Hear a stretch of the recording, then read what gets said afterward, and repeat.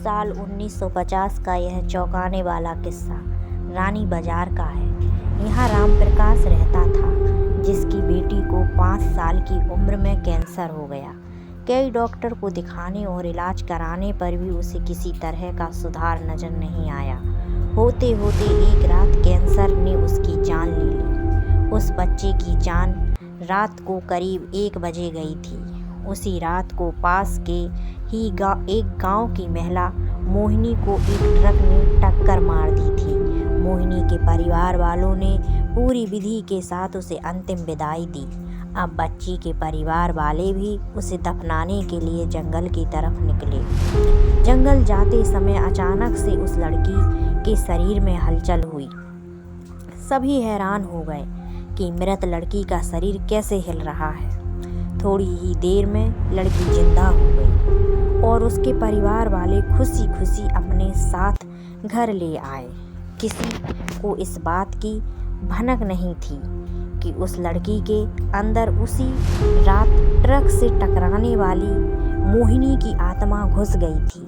बच्ची जब से मौत से लौटकर आई थी, तब से ही उदास और चुपचाप एक कोने में बैठी रहती थी। एक दिन उसकी माँ ने उसे खुद अपने हाथों से खाना खिलाया और मामा के घर लेकर जाने की बात कही। खाना खिलाकर उसे अच्छे से तैयार करके वो उसे अपने मायके ले गई। रास्ते में वो बच्ची जैसे ही उस ट्रक के हादसे वाली जगह पहुंची तो उसे अपनी माँ को कहा कि मेरा गांव इधर है। माँ ने उसकी बातों पर बिल्कुल गौर नहीं किया और उस बात को हंसी में टाल दिया। कुछ ही देर में वो अपनी बेटी के मामा यानी अपने भाई के घर पहुंच गई। 1-2 दिन बाद मामा जी के घर के आसपास ही बच्ची के अंदर घुसी मोहिनी को अपनी पड़ोसन सिमरन दिखी। उसने जोर से नाम पुकारा।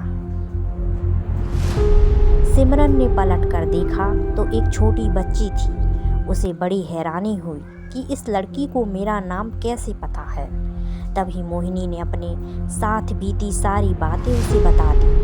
उसने कहा कि मेरे परिवार वालों ने मेरी मौत से पहले ही मुझे जला दिया था, इसलिए मेरी आत्मा भटक रही है। उसी दिन इस लड़की की भी मौत हो गई थी, तो मैं इसके शरीर में घुस गई।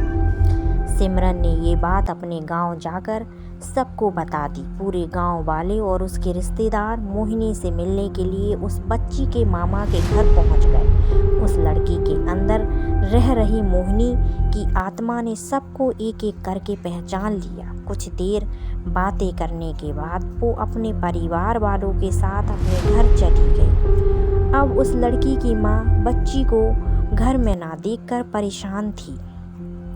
जब उसे पता चला कि वो कुछ लोगों के साथ दूसरे गांव आई है, तो वो उसे बुलाने के लिए चली गई। अपने परिवार के साथ खुश मोहिनी ने वापस आने से मना कर दिया।